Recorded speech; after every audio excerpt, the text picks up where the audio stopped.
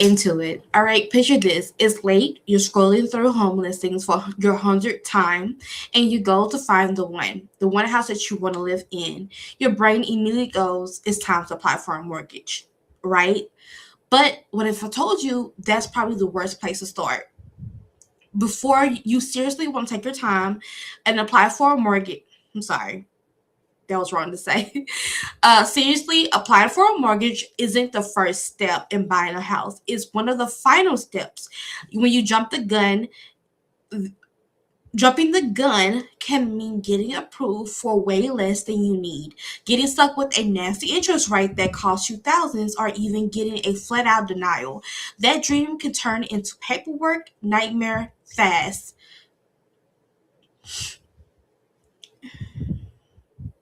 But it doesn't have to be like that.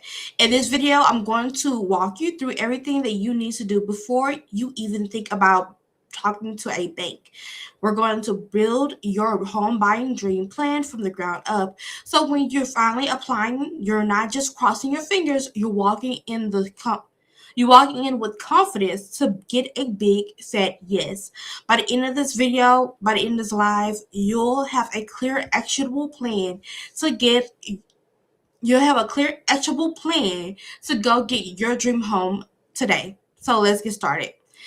First thing first, you want to figure out what you can afford. Oh shoot, my laptop is dying.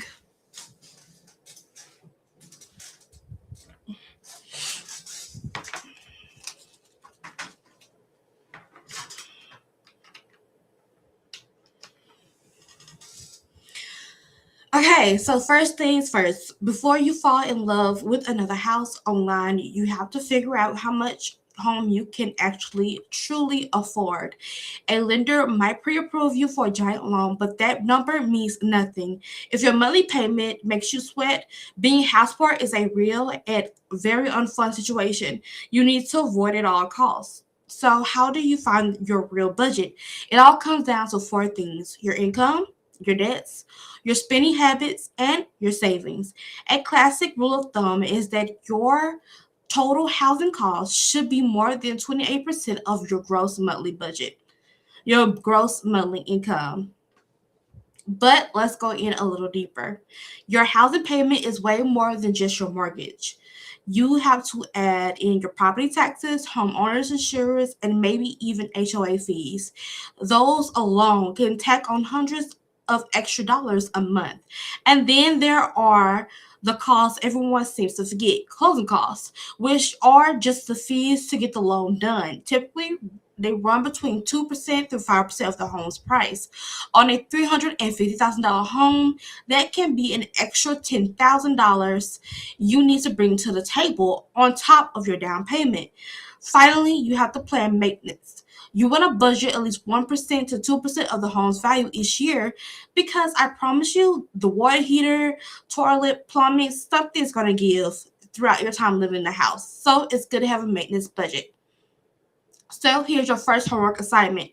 I want you to open up and track every single dollar that you spend for 1 month. Be brutally honest. You can go on our website, KiraMortgageGroup.com, and you will see spreadsheets that I actually created in order to help you do this. Once you see exactly where your money is going, you'll know what you can comfortably set aside for all these costs, not just the tempting mortgage payment a lender dangles in front of you. This is your foundation. Don't start building without it. Then you will go to the next step. With your budget in hand, let's talk about the next step, the second pillar of a rock solid application: your credit score. Your credit score is one of the most powerful tools that you have. It's the report card it's the report card lenders use to decide if you're a reliable borrower, and it has a direct line to the interest rates you'll get. A great credit score can literally save you tens of thousands of dollars over the life of the loan. The minimum credit score for a conventional loan is historically around 620. But if you want the best rates, you should be aiming for a 740 or higher. So, where do you stand? You can get a free credit report from each from each of the three main bureaus, Equifax, Experian, and TransUnion, every year. You're going to go pull those credit reports. Seriously, do it today. Hunt for any of the mistakes on your account. Look for those late payments. You know that you actually paid on time. Disputing errors is one of the fastest ways to boost your credit score. After that, just focus on two things. Your payment history. This is the biggest piece of the puzzle. Pay every bill on time, every single time. Set up auto pay so you don't even have to think about it. Credit utilization. This is just a fancy term for how much of your available credit you're using. The magic number is under 30%. If you have a credit card with a $10,000 limit, try to keep your balance underneath $3,000. Think of it this way. A mortgage application is a three-legged stool. You need your income, cash, and credit. If one leg is wobbly, the whole thing gets tipsy. By working on your credit score months before you apply, you're making one of those legs rock solid. The next thing that you want to look at is your cash. This is the part that intimidates a lot of first-time home buyers, but I think that with a clear path, it's totally doable. You're actually saving for two separate buckets, your down payment and your emergency fund. So let's start with your down payment.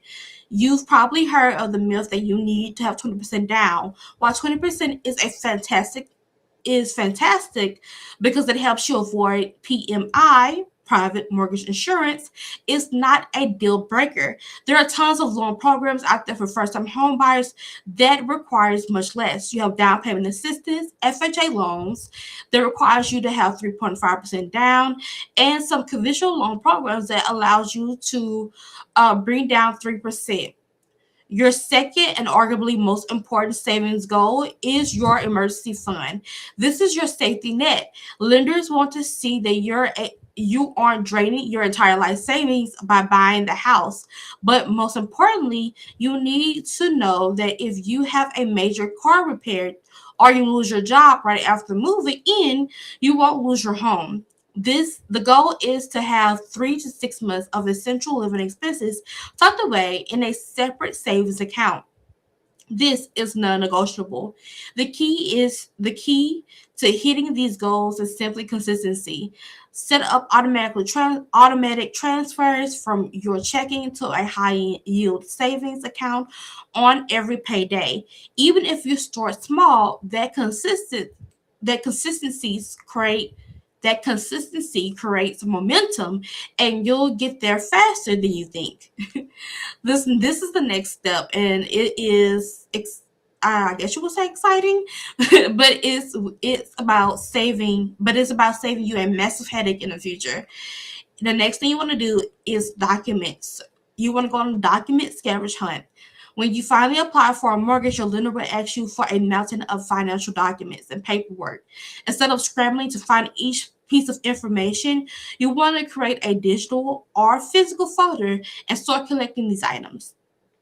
You want to collect your paycheck stubs, the last 30 days worth, your bank statements, the last 2 to 3 months for every single account, for every single account that you're going to use to buy your home. You want to collect your tax returns or your W-2s for the last 2 years, and a list of debts. Think of your car loans, student loans. That's usually going to be on your credit report.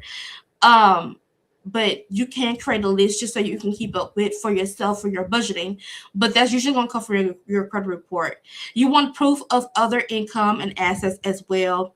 Any type of investment account statements or other income sources. You also want your ID and your social security number and your social security card. You're going to have these documents all ready to go to make your application process 10 times smoother. It shows the lender that you're prepared and you're serious, and that can only help you in the long term. I know that this is a lot, budgeting, credit, savings, paperwork. It can feel like a full-time job. To make it easier, I've put together a website. You can go on my website online, and you can see that I list out the documents that you need, and I also have budget spreadsheets that you can use and purchase on my website to make it easier for you. Okay? You don't have to do this alone, and you shouldn't. Before you have a specific house in mind, you have to assemble an A team. And the most important part on that A team is a great buyer real estate agent. A great buyer's real estate agent does much more than just unlock doors. They are your personal guide, your fiercest advocate, and your expert negotiator. They know the local market inside and out and can spot an overpriced listing from a mile away and will write an offer designed to protect your best interests.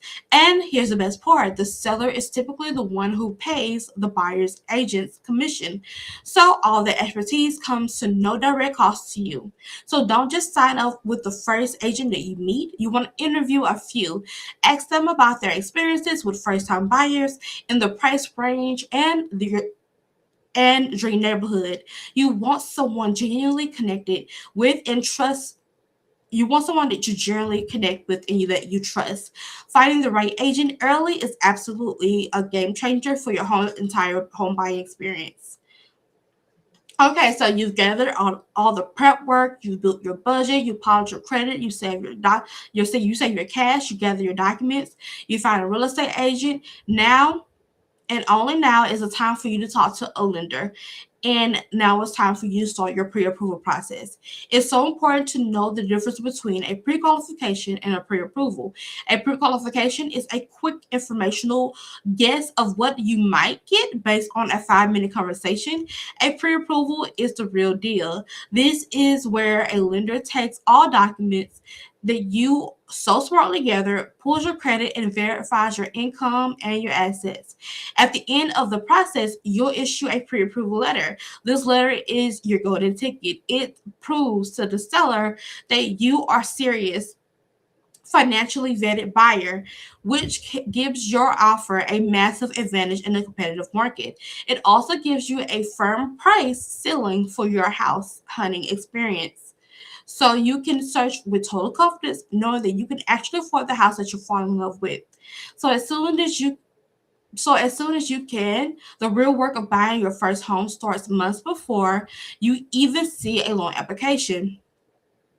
It starts with an honest look at your budget. It continues with the discipline to build your credit and your savings, and it solidifies when the paperwork is in order and you build a team that you can trust. By following these steps, you're not a hopeful widow shopper anymore. You're ready to buy a house in a you're a powerful, prepared buyer ready to make a smart move in buying a house. The road can feel long, but putting in this hard work upfront will make the entire process smoother, less stressful, and way more successful.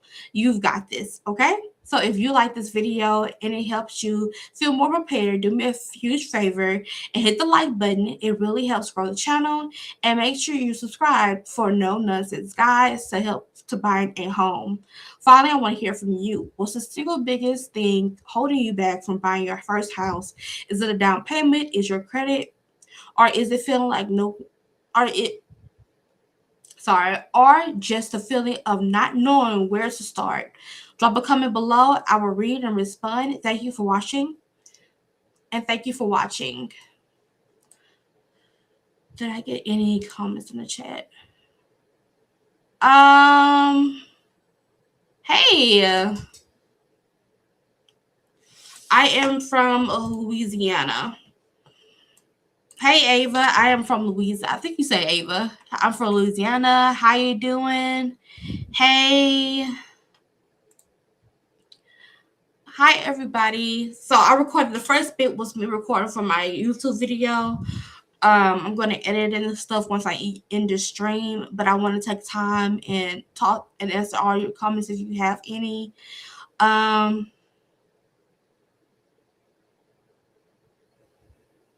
don't know what that means at all. All right. So if you have any questions, let me know. I'm here to help out.